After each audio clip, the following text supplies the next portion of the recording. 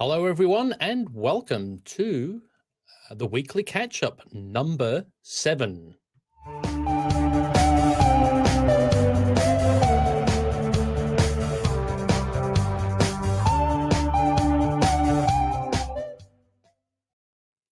Well, and joining us is our co-host, Jeffrey K. Holbrook. Make sure I press the right buttons this time to get him in there quick smart.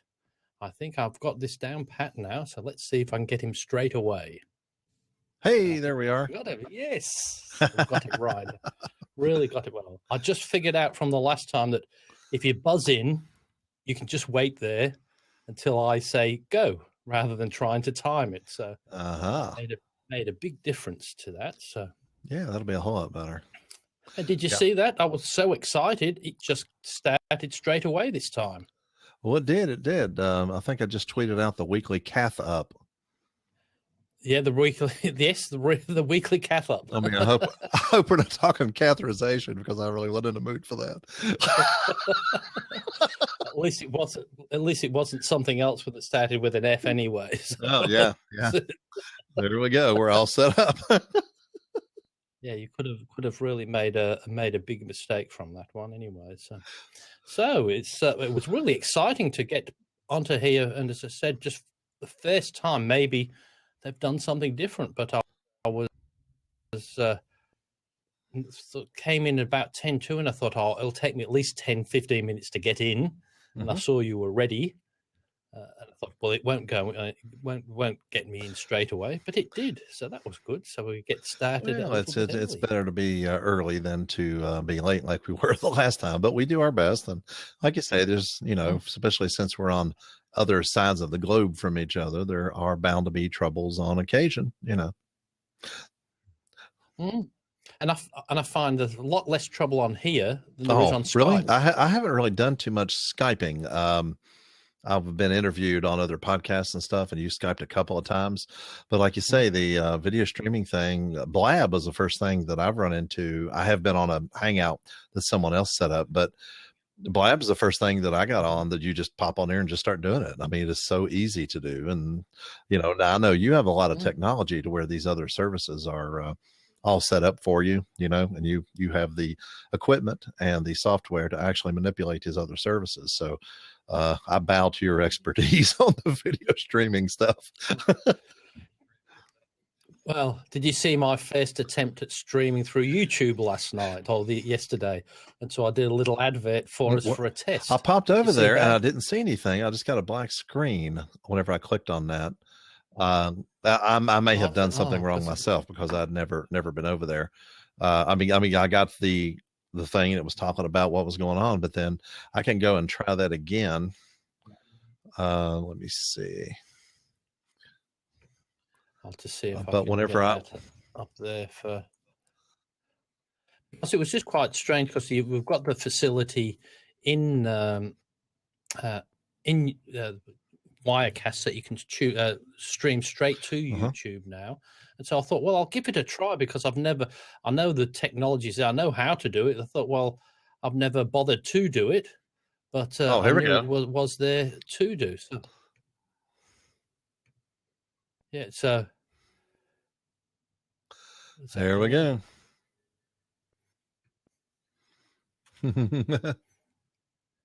Oh, so, okay. So yeah, nobody else is seeing it. Can you hear it? Okay. No, can't. I'll just see if you can hear this one. Hang on. I'll just see if anybody can see it. Somehow Let's see if this works. I'm getting a different one. Oh, there you are. Okay. I evidently got the next one in line, because what I'm getting. Let's see if this one works. Okay. So I'll just click over to my screen. Let's see. So I don't know how much it'll come across on yours. So everyone, I'm just doing a quick test and promoting the weekly catch-up that's on Blab tomorrow night at 8 p.m. Australian Eastern Standard Time. I think that's what we are on. And here's the opening for the show.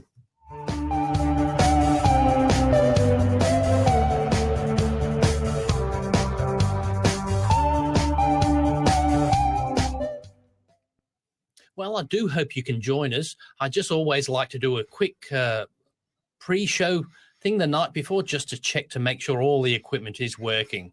Well, it seems to be, and this is my first time trying to stream to YouTube.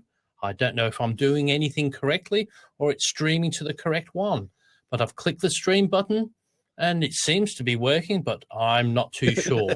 Anyway, I hope you join tomorrow night on Blab at about 8 p.m. for the weekly catch-up. We'd love to have some other participants in the show. See you then.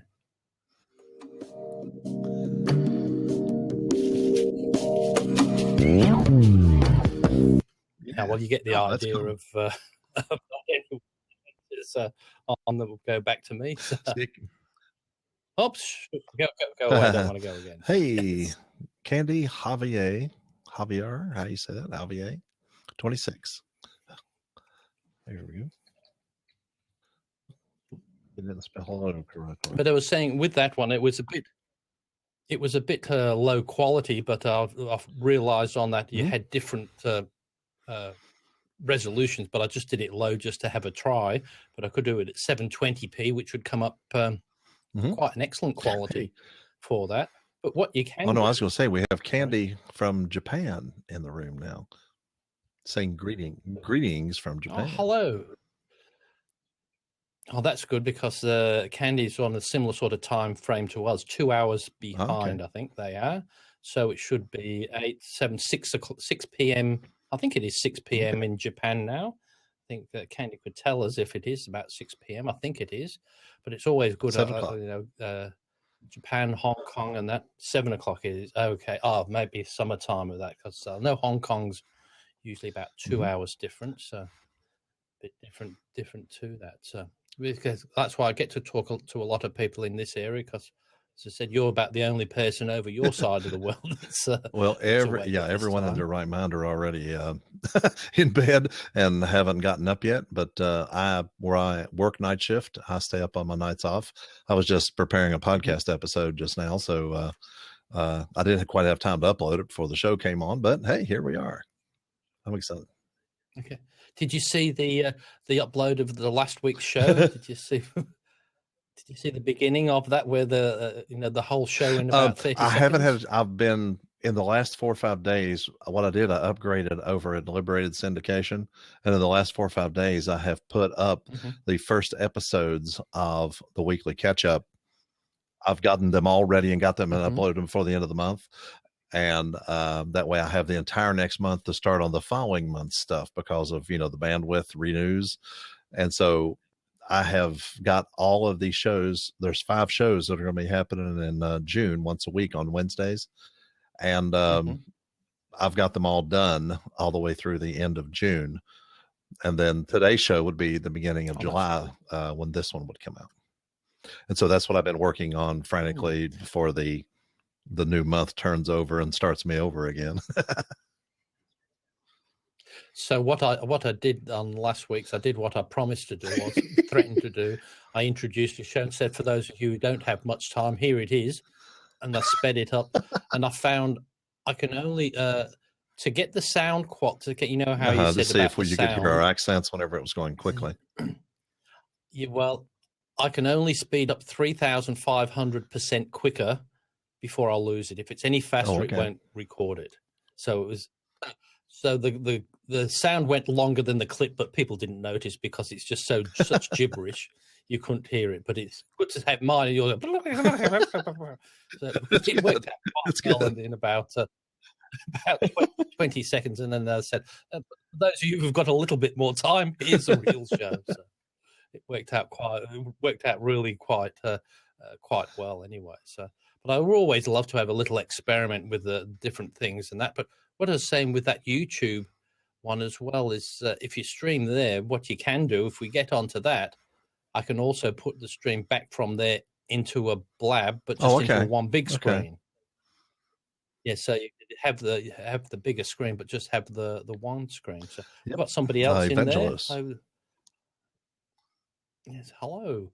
So we're not used to talking to other people. So I do apologize if we do ignore some people because I said usually we sit here every week for about an hour and a bit, and quite often don't see anybody. And also Evan Taxi. Anyway, so.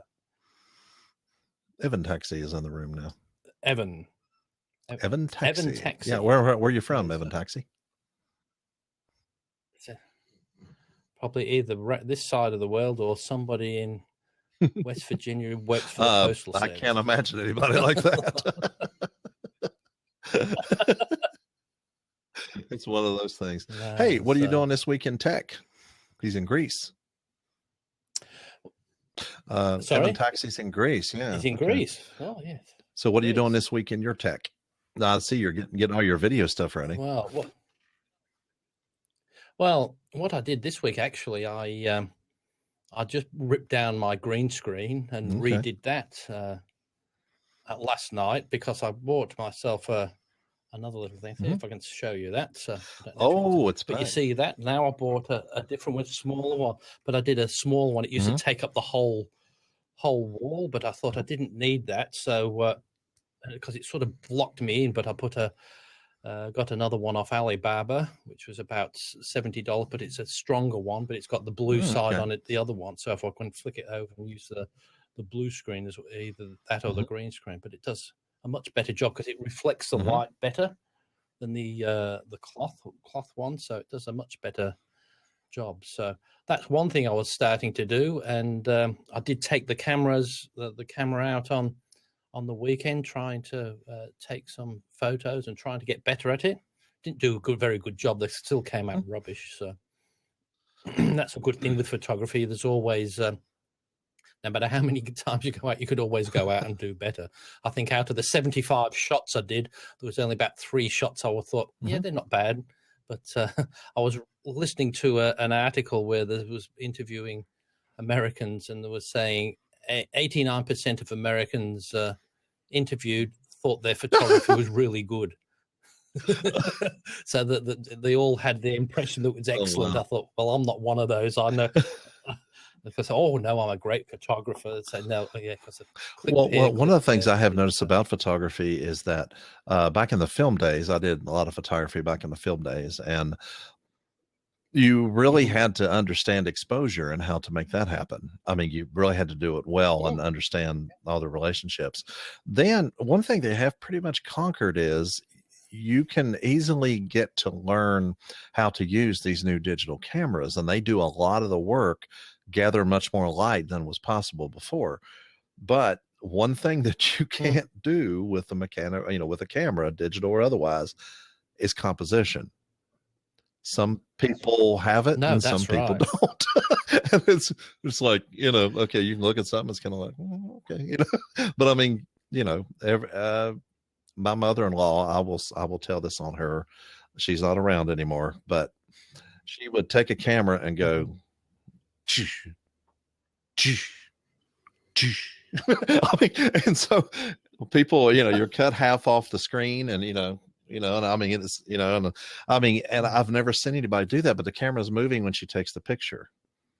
And it was really an interesting thing. We got several pictures with like one of us in it or half of us in it, or, just all kinds of different things, but I just never seen anybody that moves like that without actually trying to set up. She didn't even stop moving the camera when she took it. So that's probably the worst I've ever seen. But composition is something that, it can be taught, I guess, the rule of thirds and all that. But I mean, if it's natural, then that's a good thing. But if it's not, then some people really have to work at it. But it's the thing is, somebody who's a good photographer, it doesn't matter the quality of the camera. They'll still get a great shot out of it, because it said nearly every camera, if you just put it on automatic, can take a good picture. It's just a picture. It's how you set it up. And also as well, like today, it's a great picture isn't what you might need, a blurred edges or blurred this. It all depends what you're looking for. And I was saying to somebody the other day that I've been saying the electronics industry for years when video cameras first came out. And one of the things that they didn't like in the early days was with video cameras, if I'd focused in on you, all your background was blurry.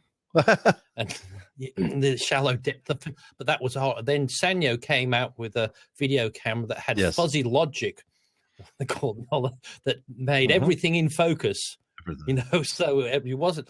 And then you come shoot forward, 35, 40 years. Now the thing is this shallow depth of field, so you're in focus and everybody's out of focus in the background. And as I said, now that's really why all these DSLRs are better than the video cameras, because they all want that. But it's just strange, and like once the sun flares, when on the camera lens, they spent millions of dollars all these lenses to get rid of it, and now you buy it as a filter to put it back in because now it's creative. But now it's creative. It's just really. But as I said, it's all depends what you want. But the people who I like to follow, and I'm probably jumping the gun from this is more like probably my pick in the end of the week. But we had on Tech Down Over last week. We had Jason Lanier. I've heard that name on there. Is an American photographer. Have a look at it on his YouTube channel. But there'll be hours of enjoyment there. But one of the things I've always loved coming to America and doing is visiting Six Flags amusement parks. Like I love my Magic Mountain in California. Like I went to America twice just so I could go there. Didn't care about anything because that's all I want. All I wanted to go to, because years ago, just after earthquake, there was remember the Sense Around films that they had. Remember the Sense? They had earthquake with Charlton Heston, and they said in Sense Around, and the whole theatre shook when the earthquake happened. Well, they had a follow-up film to that, was in Sense Around, which was a real heap of rubbish. It didn't do very well, but it was called Roller Coaster. And what it was, it was the film also the opening of Revolution, and that was at Six Flags Magic Mountain in Valencia, in California. Okay. And I always thought, as a kid, then said, I've got to get there. That looks fantastic. And then it's still going there, that same ride. It's still going. But that's sort of a bit of a weak ride now compared to all the rest. But getting on to the story with Jason, though, so what he did as well, he went to the Six Flags down in New Orleans, and after Hurricane Katrina, I think, was it Hurricane Katrina yes, down there? Is it? Yeah, and it's been abandoned for years and years, and the gate was open, so he went in there with his camera. But there's all the roller coasters, but it's quite spooky. But I really get enjoyment seeing that. But he went in there and thought, "Gee, this is great." And then what he did, then he came back with a crew, with 2 or 3 people, and with a woman in a wedding dress, taking shots against the derelict Ferris wheels and rides and all sorts. And it was just fantastic, just the quality. And like me and you, I might just go and take a few shots and just run away and have done with it. But I would have loved to have done what he did. But then I thought, this is great. Wouldn't it be great if I came back at night to see what it was like filming at night with some lights and all that? And it was pouring down with rain, and he's got some fantastic shots of he's got the video camera like this on the tripod filming, and it's lightning, pitch black, and the lightning, and then you just see the face perfectly, with the light of the lightning coming towards the camera. And I thought. And then he got his wedding model with the wedding dress on, filming them in the pour, and then they had all these funny suits. And the outcome of the story was at the end, because they were really panicking, because they said it's not in the best of neighborhoods, and we're in a derelict place, and they could hear somebody. They said it could be somebody there coming to, you could get quite hurt if it was doing that. But then what it was the police came. Always wondered who was messing around. And so they all hit the deck in their bubble suits, because they were all covered in the rain, this gear, so they didn't get wet. But the policeman had come to see, because he says he'd been in there earlier on in the day and said that Ferris wheel was moving, and nobody believed. So he'd come back with a camera to film the Ferris wheel, because he saw it as he was going past. And he said, you frightened him to death, because he said he's there taking a picture of these Ferris wheels. Then he sees these 3 bodies laying on the ground. And then they just get up. And he said, if you thought he was... Some type of like alien invasion type of a thing. Oh, wow. That sounds... But I thought... But that's what I call dedication to photography, and like he was saying, that's a true photographer. And I still don't class myself as a photographer because I won't go to that end to do it. I love taking pictures, but I won't insult professional photographers by saying I am. I just do enjoy taking pictures, and I do enjoy the equipment to use it and like doing it. But these people have spent years developing their craft.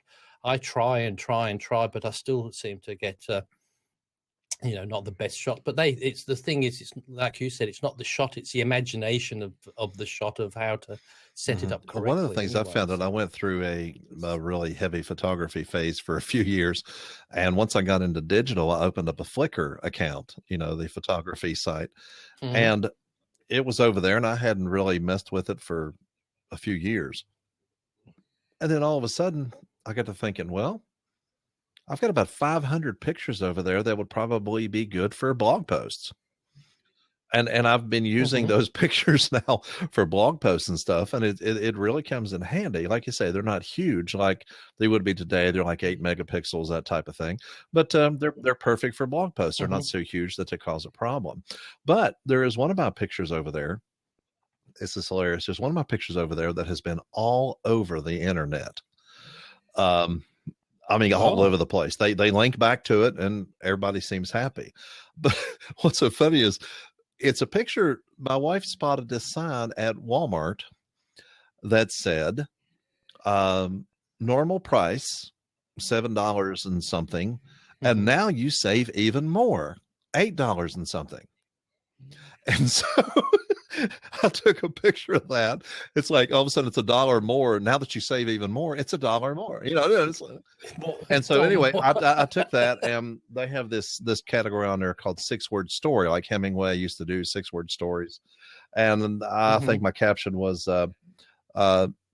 mathematics genius develops new or great something new career, something like that. Anyway, and so this picture has been all over the internet on all of these anti-corporate greed sites. Walmart, the big Satan, and all that stuff. And but it's been all over the place, just as a symbol of corporate greed, all over the internet. And it's like.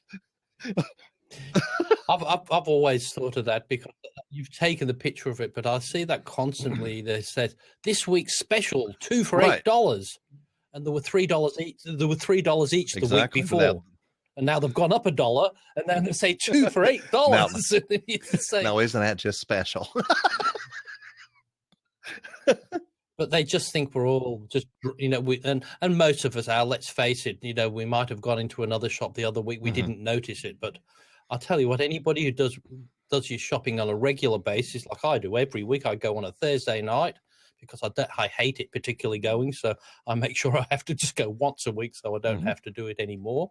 But you see everything. And so I make a point now, I only buy things when they're on at a good price that I like. But because it's just ridiculous when they say, "Oh no, special $10." I said, "Well, there were $5 a piece last week, and now it's a special." Well, what do you do? They just create this feeling that you're going to miss something if you don't hurry and buy it.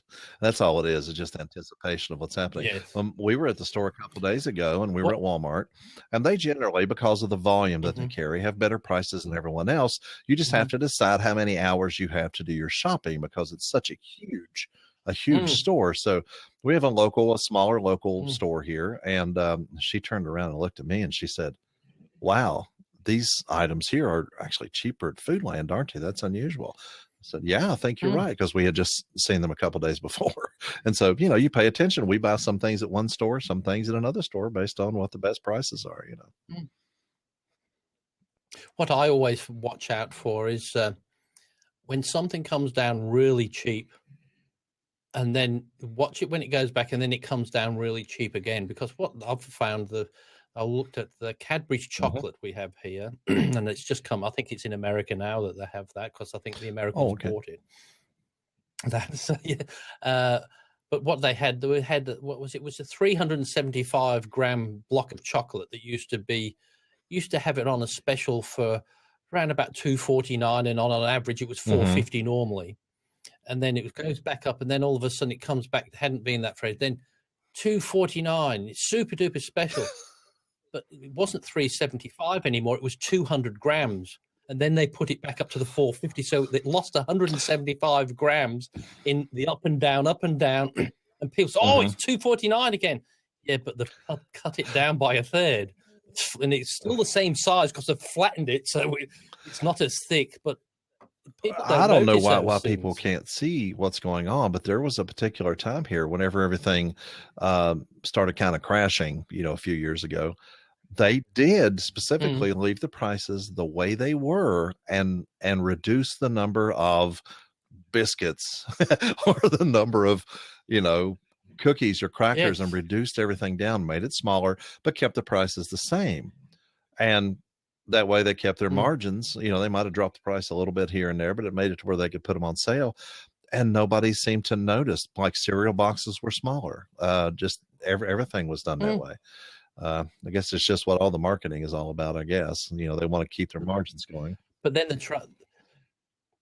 try to tell us it's all to stop us becoming obese, because they're trying to help you. Because then if you eat a box of cereal, it's going to be 100 grams less. So it's going to help you. And they said, this is. I think it's more. This is something else I got a kick out of. This is the Walmart brand. Okay. And so what's interesting is these things now are so incredibly thin. And so you have to be careful when you pick them up, they automatically crinkle and stuff, and they put them in, plastic wrap crate type things. There used to be a cardboard form in there but now you pick them up and it's just wrapped in plastic. They're that thin, and they made a big deal about environmental stuff when they started making these thinner. And all they've done is just put less plastic in them and save themselves some money. And, oh, wow, if we say, we can market this as environmental, where is the rocks? It's like putting one less pickle in a jar. If we do that in 1 million jars, buddy, we're saving some money. Well, they were saying there was somebody said here was those bottled water.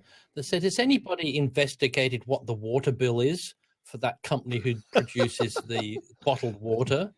Because they said, I have a feeling it's just they turn the tap on, fill up 5,000 bottles, bump up, pay 1 cent a liter or something for it, and bump up all the margins on that. Oh yeah, because like our water is pretty good. You can drink it from the tap. There's no problem with I just do tap water in my bottles and just do that all the time. I've never bought water in my life for that. But the only time there's this one that's just has a bit of a sparkling water that has a bit different taste. That's about the only thing I've ever bought. Yeah, this one here, I'm sure, is probably municipal tap water. It's purified by reverse osmosis. Other than that, it's probably just plain water. They did put calcium chloride and sodium bicarbonate in it. But we get my wife loves drinking it out of the bottles. So we get 35 of that bottle, which is 500 milliliters, 16.9 fluid ounces, for $3.50, which is surprising of the way a lot of the bottles are, as expensive as soft drinks and things like that. How many is that just for a bottle? $3? No, for 35 bottles. For 30. 35, yeah, that's the best value 35. we found. 35 of these for $3.50. So and let's face it, you're probably paying 90% of that. Oh, probably so. Yeah, because it would be cheaper if we got it straight out of the tap. But my wife, she has this thing about bottled water, so I love her. I'll pay $3.50 to keep her happy. But sometimes it's just convenient if you can stick that in the fridge. It's sealed. You can take it away, throw it in a bag, and that. If it's not too expensive, it's not too bad. As I said here, you don't need it for the quality of the water, but it's more so the convenience.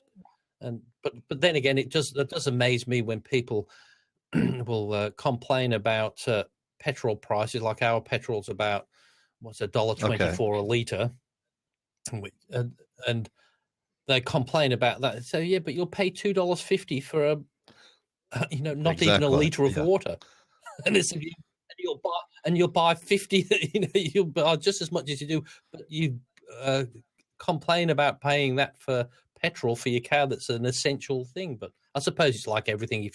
I stopped adding things up because it just upsets me too much. If you see what you're paying on all the little bits and pieces. Well, our gasoline right now, just for the thing, of course, it's sold by the gallon here, and so it's $2.19 a gallon here where I live at. Now, there's some taxes and things involved in that, but for $3.50, which is just a little more, you get 35 of these 16-ounce bottles. So it is quite a bit cheaper than our gas looks like.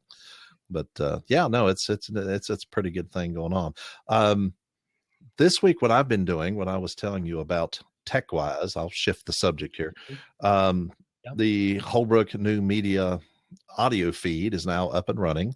My first short episode. What I'm doing is releasing a short episode, 10 minutes, 8 to 10 minutes on Mondays. And then on Wednesdays is when Jeff and Jeffrey comes out. The first episode of Jeff and Jeffrey that we did is coming out, matter of fact, at 8 o'clock this morning, my time. And so that'll be the first one. It's going to go out on the audio feed. And I did that first episode explaining the changes in what was going to be sent out, because nothing's been on that feed for about 8 months. It's been on there. It just hasn't anything new been done. And so it's been about 8 months. So I sent out, like you say, hey, this is what we're getting ready to do, and sends out some of the old type of content. Jeff and Jeffrey, the Weekly Catchup, will be showing up every Wednesday morning at 8 o'clock. And at 8 o'clock on Monday morning, though, a couple days before, I'm doing some short content like I've wanted to do. Instead of making 10 different podcasts with all the different things that I would like to do, there may be interviews, there may be essays that I'm just turning into a blog post and doing an audio thing of. The one I've just completed and haven't uploaded yet, which will be around the middle of June, is actually I took my Zoom H2N recorder and put it in 360-degree mode, set it outside, and recorded a whole bunch of night sounds. And so while that's playing, playing in the background, I'm talking about listening to nature, because we always see nature. We always notice, sunsets and but you never hear nature. And so the point is, just put on your headphones. I'm releasing that episode in stereo. Just listen to the nature. And there's probably about almost 9 or almost 10 minutes of these night sounds. A couple of cars go by. I had to put a limiter on it to make sure that it didn't get too loud on those cars. But it's it's a different kind of content. And so I'm kind of excited about it. And then the next one I think the next one after that, I haven't done it yet, but it'll probably be the the audio sample of the audio book that I did. And I'll talk about that, on the next one. And so I'm just doing my own little personal stuff on Mondays, little short things that I just want to do. And then Jeff and Jeffrey will be like clockwork on Wednesday mornings, coming out at about 8 o'clock. And as soon as it comes out, I will, of course, embed your video onto my site so we can have it all there, and then they can watch your video from there. Basically what I'm saying is, hey, if you want to see what we look like, then come over and listen, and watch the video. So I'll embed each of those, and then we'll be set up and kind of cross promote here while we're at it. Might as well. Do you get involved much in Twitter? Every time I publish something on the podcast feed, it tweets it. But and I will just occasionally off the cuff tweet something once or maybe twice a week. I don't do anything. I don't do it off my phone. I don't do it off my phone. So I'm not tweeting a lot. I just when I happen to be here and I think, hey, well, I'll say something, and then I'll share something, off of my website, one of my things, or sometimes I'll just get on there and make a statement, and like people like to do. But that's the way it is. Go ahead.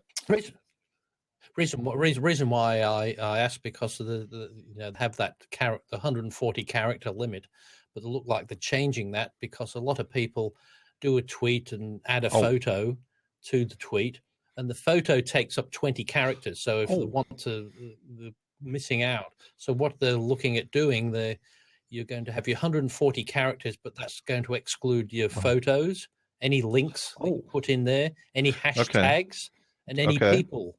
So if you tag 4 people, that's not going to be taken up in, whereas usually if you want to respond to somebody, you've got nothing left, because and you want to have the original message within it.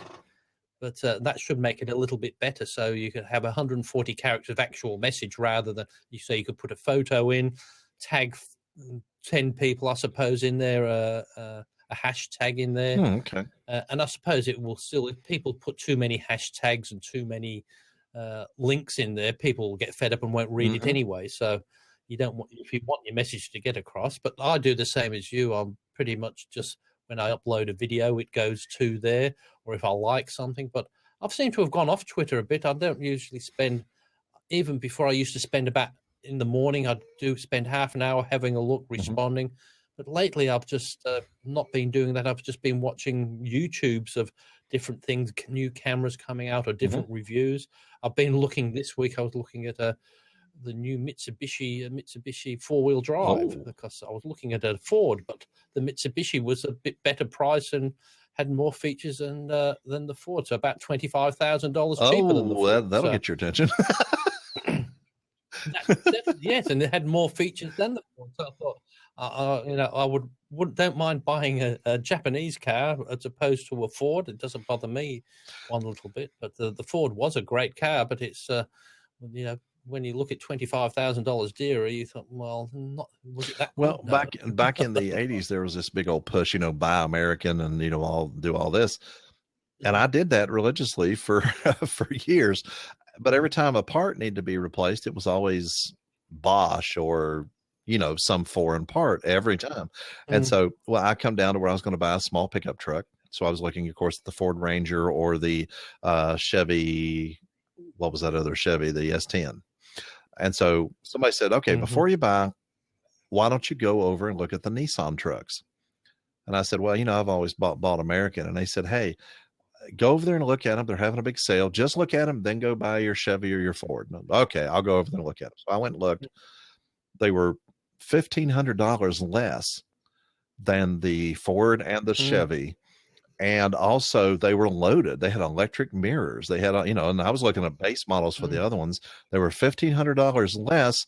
And then I looked at the guy and I said, this is really a nice truck. And I said, but I've never bought a foreign car before.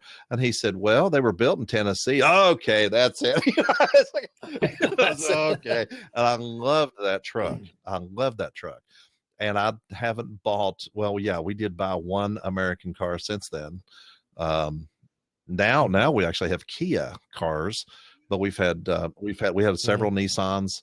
And now we have Kia cars, and we've had those for 4 years. We just love them. They're working out great.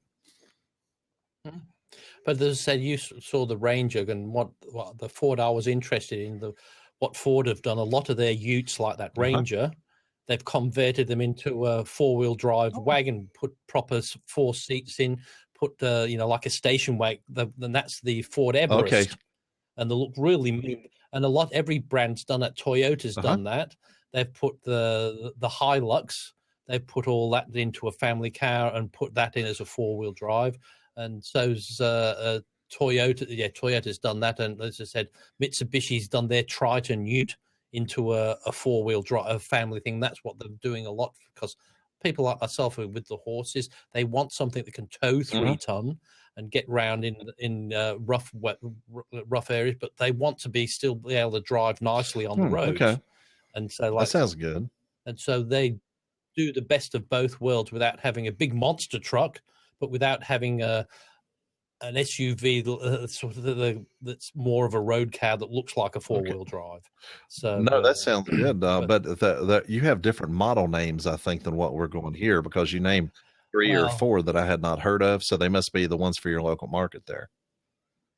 Well, the made, but also as well is what's been the big explosion here is Ford, General Motors, Toyota are wrapping up business of not doing cars here anymore from next year. They're winding down. So there's all these models that Ford, General Motors, and Toyota are bringing in because now they're allowed to. Because before, when they were manufactured here, they weren't allowed to bring them in. See. Okay. So. And now with the way, shipping is and sourcing things worldwide, it's much cheaper, I think, to produce them elsewhere and bring them here rather than have the added expense. Because I'd always thought I'd have always bought a locally made car, but the locally made cars were always thousands dearer than the imported ones. But it's horrible to say. And like people moan and groan said about the car industry. He said, but the easy way to sell it is if people bought them. And they said, but all the people moaning and groaning about it, did they buy a Ford or a General Motors? No, they didn't. So it's it's only us to blame if it didn't work because we didn't buy them and didn't support them. So it's a shame to see them go, but the American strange. cars that we had going there for the years that I was, being religious about it, were inferior to the foreign vehicles. I heard a guy one time say, it was on this, there used to be this thing on public radio called Car Talk, and there were a couple of brothers who were mechanics, and it was almost like a comedy show. People would call in with problems they were having with their cars, and these guys spent more time laughing. But I mean, it was such a great show. One of them died the other day, but it was just an amazing show. But one of them asked them and said they were going to be teaching down in South America, and was wondering if they ought to get a Ford Ranger or a Ford, they were wanting an SUV type of a thing. And they were looking at a Ford, a Chevy, or a Toyota. And they said, well, it is true that the availability of parts for the Ford and Chevy are better down in South America. But the thing is, you will need them. And they said, with the Toyota, you won't need them. I mean, it was straight out. And I'm like, wow, And so, I mean, I do believe that the quality has come up probably in the last decade, but they really weren't up to par compared to the Toyotas and Nissans and things like that for years. And I see Evan Taxi, he said he's just got himself a new VW Golf, the 2-litre turbo diesel. And I must say, I'm driving now for my work carriage. I'm driving the Volkswagen Jetta, which has got the same engine, but they just really go. They're fantastic cars, and as I said, they're not terribly expensive unless you get the real top end racing type model. But they're a darn good car, and I was so surprised. I was always one. I don't know why, but for years I was thought petrol for small cars. Oh, a diesel one in a small car. Rubbish. What would you be so sluggish? Because you're always used to the big cars when they're a bit slower and sluggish in the diesel. But my goodness, when you have a small car and they fly the first time I got in that car, gee, I'm nearly speeding straight away. It just took off really fantastic. It's just incredible. And I get about 900 kilometers a tank of diesel, I should say. So I don't know what that is in miles. So. Evan says solid as German metal donkey. Donkey, yeah. I've never. And we went, and they had all the problems with the Volkswagens about the things that they'd done, the things about the emissions, but it all quietened down when all the companies got caught out for the same thing, didn't Yes. They were all the terrible people, all how terrible they were, but I thought they're the only ones who've been caught. Then Ford, I think, got caught as well to doing it, didn't they? So, but it still didn't take away from the car. They still do a fantastic car. So it'd be horrible to see them disappear, but I don't think they will. No, but as I said, there's such a choice these days. But I know when I was over there, the prices are so different here as we are into America. Like when I was saying about this car being $25,000 cheaper. When I looked at, I was driving over there once when I came over with the rental company gave me the Mercedes 450 four-wheel drive, the huge one, because I got an upgrade for that. They didn't have. And it was fantastic. So I thought, wonder how much they charge for these in America, brand new.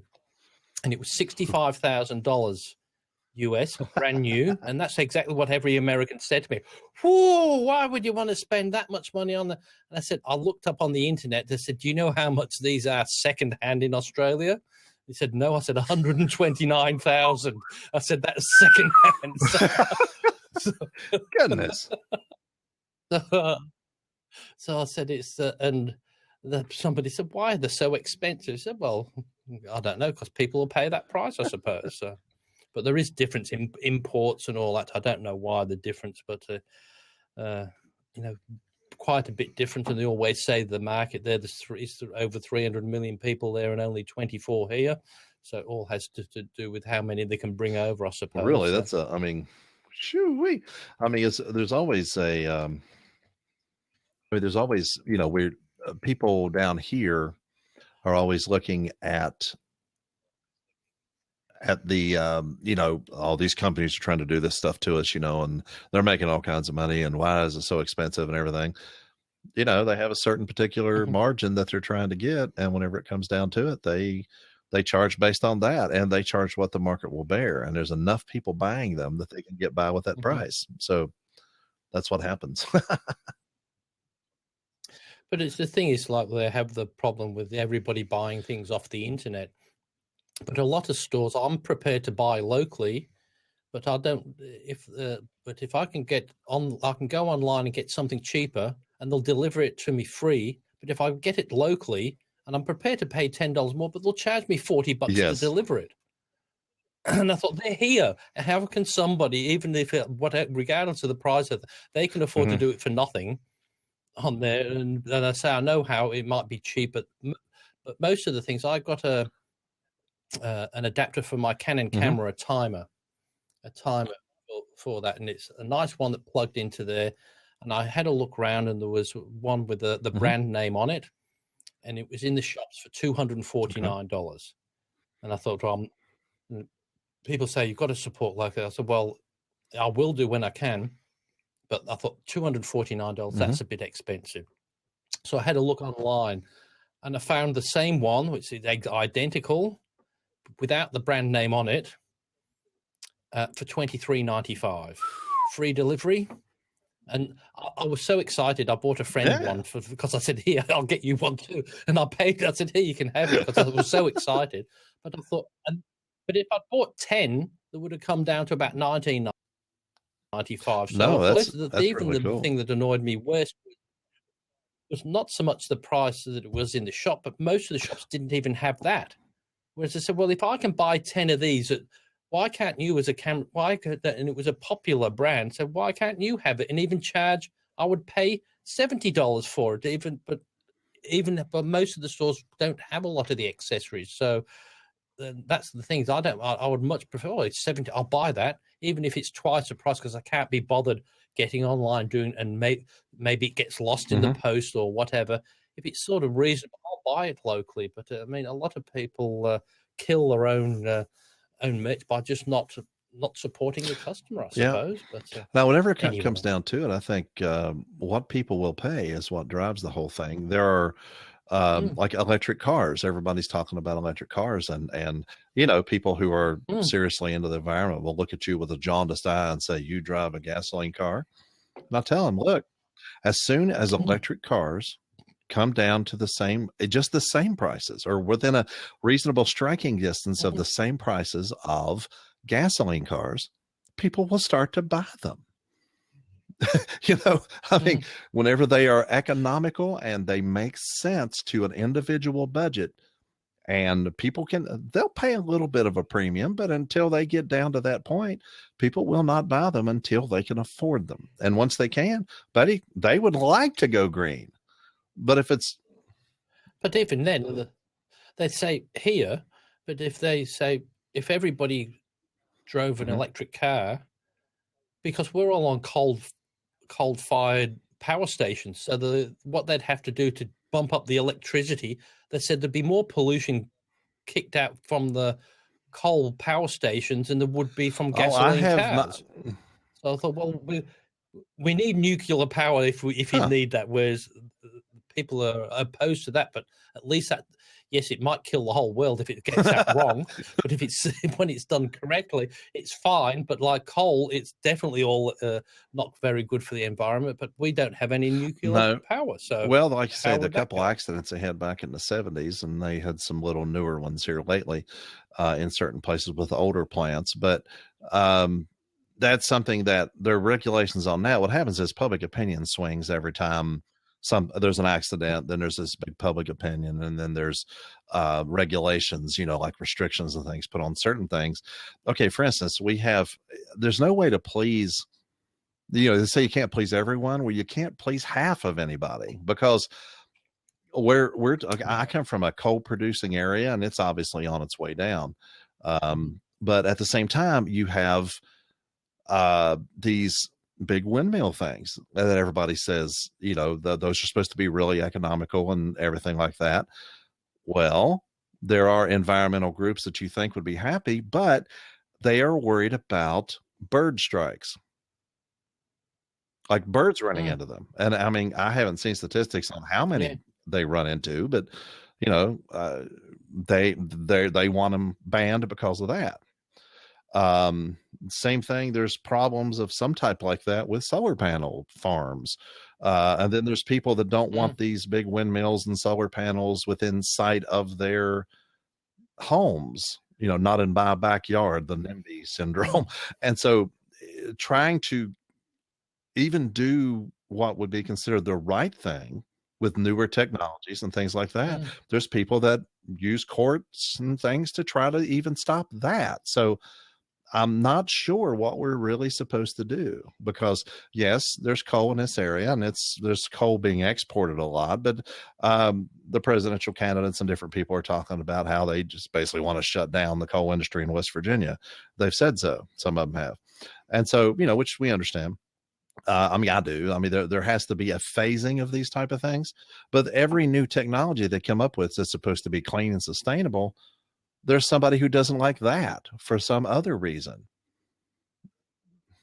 And it's always something, Yes. isn't that? Why we can't do? As I said, that thing with the birds. I'm sure they make quite a noise. Those Mhm. wind farms. So I thought, then the huge those blades. It's not as though they're just going to run. They would see. I would be sure that they would see them or feel the air around them would give off something that they wouldn't just go in there No, blindly, no, would they? no. I mean, I have stood under one time, and I'm not saying that. Mm, I mean, the blades on these things are 50 or 60 feet long. I mean, yeah, huge, they aren't are they? huge. They're on these big old pylons, and they're very, very big.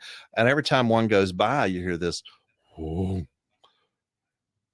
whoa. I mean, Yeah. and they're so big. There's a big old long, you know, pause in between. And I could see how maybe a bird would intersect with one, and I'm sure it's happened.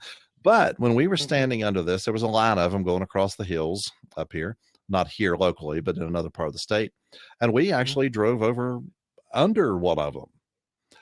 And I did not see a single Mm-hmm. dead bird on the ground in that whole area, unless they have like a bird cleaning up detail. Oh, we got to get these out there and nobody sees them. I don't think they have time for that. There wasn't any technicians around, and And I'm sure. I mean, it was not like there's a steady killing of birds happening. It must be happening every now and then. Of course, people will say one bird is too many.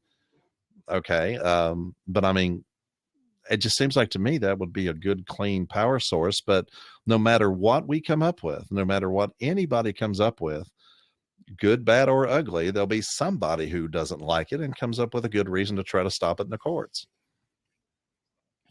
But nobody stops a whole housing estate going in that it'll disrupt the wildlife, do they? And that sort of does more because it's, but it's usually, if it's not going to affect them, Mm-hmm. it's like everything else. Everybody wants it as long as it's Oh, not in their exactly. area. You know, it's just something that, you know, then you have um, one more notable thing. This area here, you know, we have a high incidence of gun ownership, you know, personal gun ownership, Mm-hmm. and everybody who wants to ban guns, you know, just any private ownership of guns. I know this is a really hot political topic. Don't have any use for a gun. They have no sporting events. They have no Yeah. target shooting. They never went hunting with their father or mother when they were younger. It's just something I don't understand. And if they live in a city, it's possible their only concept of what a gun does is for hunting other people in town. And so Mm. that's not what's happening here. Last Tuesday, a week ago, for over a week now, we are supposed to have had some kind of a really horrible bloodbath in West Virginia. And the reason why was because there is a concealed carry permit that people have always been able to get in West Virginia. If you do certain training and you do things, and you can actually get a permit to carry a gun Mm-hmm. concealed. Well, they just fixed it to where you don't have to have that permit anymore. And so everyone was supposed to Oh. die. Well, because the law, they start carrying the guns Well, that's around. what they expected. I haven't started carrying a gun around. I mean, but they expected everyone to die. And what's funny is in Maine, well, see, they don't understand the culture. We have been trained Yeah. on what these are, what they do, and we're not hunting people. We're not shooting people. Now, if someone breaks into my home, they might encounter a gun, but I don't carry them out and about and run around and do things with them. But it's just that people that want to ban them, okay, for instance, they have swimming pools. A lot of people do. And a lot of children drown in swimming pools every year. People, yes, and people are killed. I mean, just thousands in automobile accidents. But it's something that people like. So in spite of all the people who are massively killed in car accidents, they don't want to get rid of it because it's something they understand and like. But if it's someone else has something there that I don't care for, yeah, ban it, no big deal. And plus, it's like you said. I do agree, because I always say, yes, ban guns. It all sounds really good, but you're not over there. It's quite, even if you think they're horrible and mean, you can't just do it, because usually it's only the good people who will give them up. The bad people will still have them, and they'll be able to get over the good people. So that's where it's a hard thing. Like here, we haven't had the problem. We never got into it. So when they banned them, there wasn't a huge amount of people had them. It wasn't the culture, right. You see. So I've never, said as a kid, maybe shot a 22 rifle because we went out shooting rabbits and that, but because somebody said you have, but it wasn't sort of ingrained into you. But as I said, I wouldn't know. I've never shot a handgun. I would never know, or a shotgun. I was always too scared of the recoil doing that. Because that'll hurt you. So, but I mean, it's a different thing. The only thing I do agree with the gun control is more so, how do these people get these things that fire 1,000 rounds a second or something like that, and call that target shooting or something like that.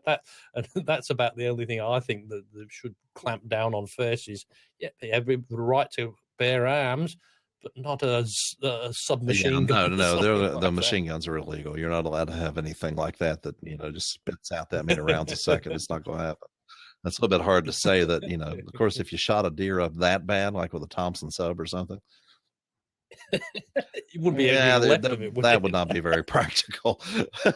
But the same law about this was passed in Maine about 2 years ago, and their crime rate has actually gone down. But what you said is somebody who wants to commit a gun crime are not worried about a small weapons charge to go along with it. And so I'll just say goodbye to Evan, saying I think he's leaving us now, but thanks for staying around, Evan. Thank you very much for staying around. So much appreciated. Somebody else watching and listening to our dribble sometimes, so that was great. Appreciate that. But and Evan was saying about somebody saying extreme comments about Donald Trump. So I hope you weren't going to say anything horrible. It said somebody was Glenn Beck suspended by Sirius XM over extreme comments about Donald Trump. Well, that is the first. I'm not going to say anything against your new president. That is the first time I've seen anybody that the media has actually. Well, thank you, Evan. We enjoyed having you here. Thanks, Evan. Says you guys are gens. I enjoyed your convo. As far as Glenn Beck goes, he says inflammatory things sometimes, but I've never.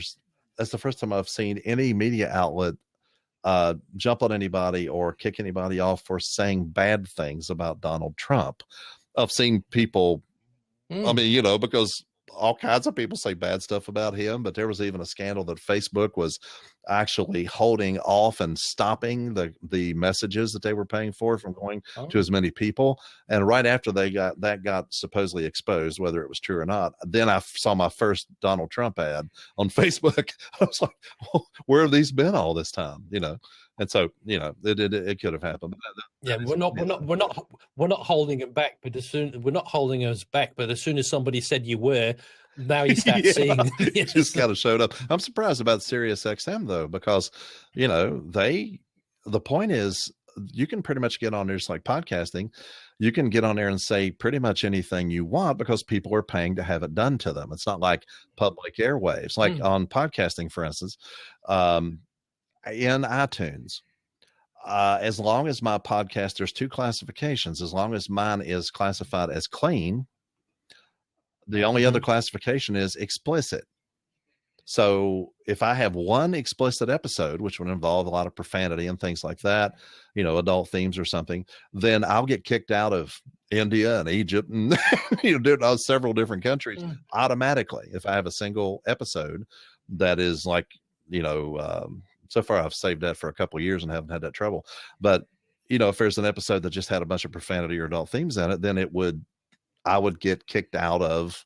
If I released it, I would get kicked out of several countries. But on XM, it's just open season. That's where what's that guy, the shock jock guy? What do they call him? I don't listen to him. What is his name? Anyway, he moved from regular television because something he said was so shocking. They decided to kick him out. So he just went straight to Sirius XM and has been on there for years. People pay to listen to what he has to say. And there he goes. So Sirius XM is just open season for what you want to say, and they have all of this heavy duty content that you can't play in polite society. And now they've kicked off Glenn Beck for saying something about Donald Trump. I just found that hilarious. It is quite strange, isn't it? But then again, a lot of these things I'm always a bit skeptical about. Yes, did they get banned? Did they ban him? And for the publicity, is that part of the allure to ban him? And then when he comes back, then he'll be more popular than ever, or you never know. I've never heard of Glenn. I've never heard of him, to be quite honest. He is I don't know if he's supposed to be. Yeah, he is an extremely conservative. Have you heard of Rush Limbaugh? No. You haven't heard of Rush Limbaugh either? Okay. These are politically conservative shock jocks. Clean language, everything like that, but very extreme conservative views. And so half of their audience are conservative people going, yeah, and the other half are liberal people who are so incensed that these guys are allowed to speak that they want to hear what they're going to say. And so they make tons of money simply because they are so extreme in their views that people want to hear what they're going to say. It's shocking, and so but these that's why they're called shock jocks. Oh, exactly. They're millionaires. Now Glenn Beck got kicked off of Fox News.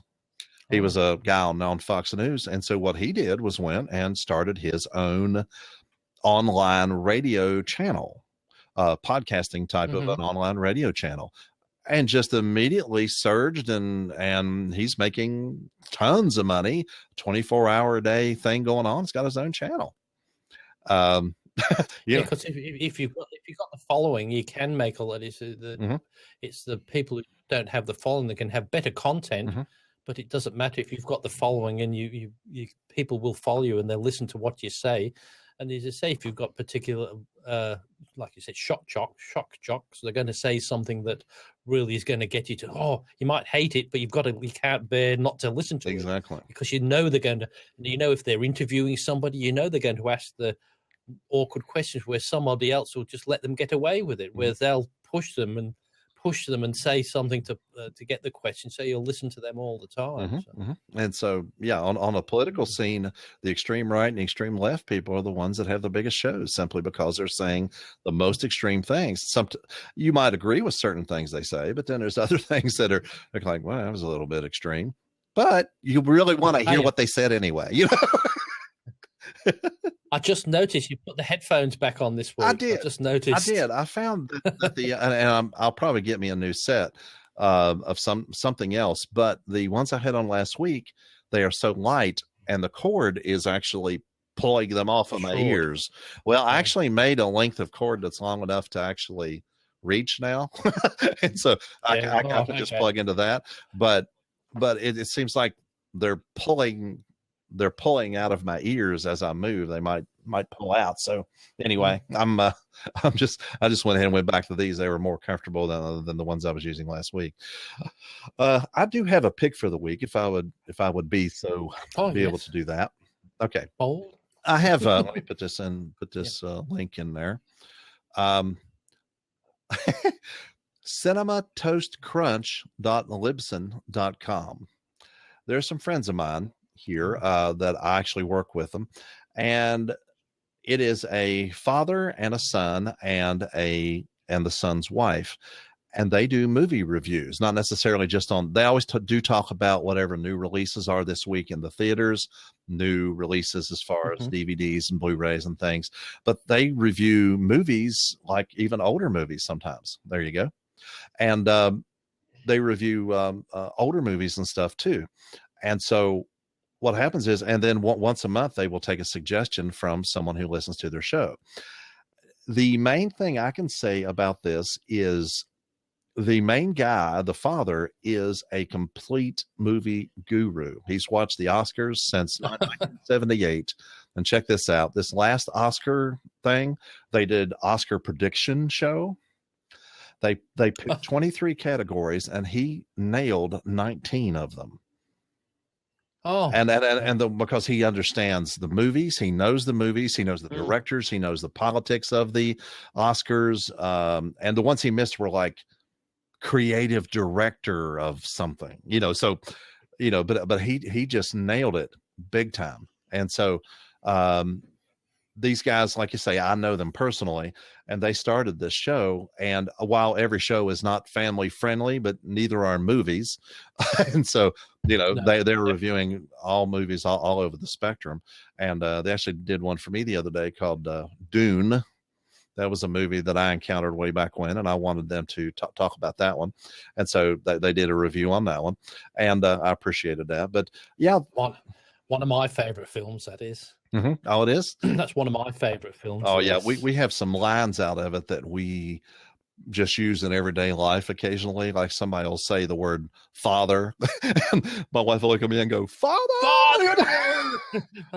Yeah, and then all of a sudden she turns the sweeper on, and she's sweeping the floor. And I come up to her over the noise and said, the sweeper has awakened,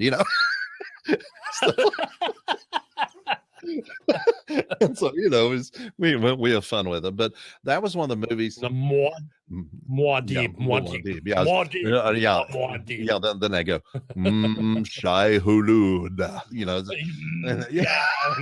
but they are, but that movie was one of the first ones that came out, and we actually taped it on a VCR when we first got a VCR. And just the first time we actually had movies on demand, and it was so exciting. And we watched it a lot, because it was just so exciting to have it recorded and watch it when you wanted to. But anyway, the cinematoastcrunch.libsyn.com, and that's Liberated Syndication. So it's LIBSYN.com. Anyway, I'll have to have a look at that. Because when it comes down to different types of movies, they have a real good handle on what's going on. So the father is the total movie guru. The son is the showrunner, and his wife, Kayla, is pretty much the comic relief at times. So it's pretty funny. They have a good thing going there, and you can make a suggestion to them, and they pick one each, and then the last show of the month is a suggestion from one of the fans, or if they don't have one, then they will come up with a wild card themselves. Well, because I'll have to go and watch that June again, because I bought it again on DVD because I've released it in the DTS, sort of the high quality, so the Toto sound, it just sounds fantastic. We have the volume up. Oh, it's just fantastic because I watch it every time, and I pick something else better out of it. One of the things that I really, really loved was the soundtrack of that show, especially whenever they got to Arrakis and that, like you say, just that music and everything like that. I need to get that soundtrack just so I can have it to listen to. But did you ever see the 4-hour version of the movie? No. Is that which is that the proper movie? I believe it's the first one they come up with, but it wasn't released theatrically. And they had George C. Scott doing the narration. The music was nowhere near as good. They explained a lot more. The books are very complex, and they explained a lot more of the books in that. And I've read the books too, but they have explained a lot more. And so it was an interesting thing to hear. But George C. Scott actually pronounced some of the words different ways in different parts of the narration. You know, like for instance, the Landsrad, which was the council of all the great houses, you know, of the universe. And one time it was Landsrad, one time it was Landsrod, one time it was, you know, and so he was just saying things differently at different points over a 4-hour movie. That's a pretty easy to do, I guess. But anyway, the 2-hour version was much more compact.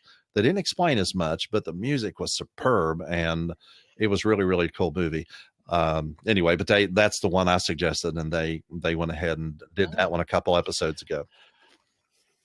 Oh, that's great. Hey, remember you said trying to find episode 3. I still haven't heard back from Blab. I sent them an email. Nobody's said anything. So well, then it must be I think it's blabbed out. Yeah. Yeah, I think it's lost. I think we're way over our hour again because we started at 10:02, I think, didn't we? I think so. 10:28.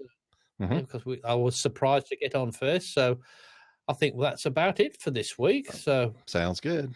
As I said, we'll put up on the recording. I'll put our websites on the top and the bottom to do that. So excellent. We'll say goodbye for now. Bye. See you all later.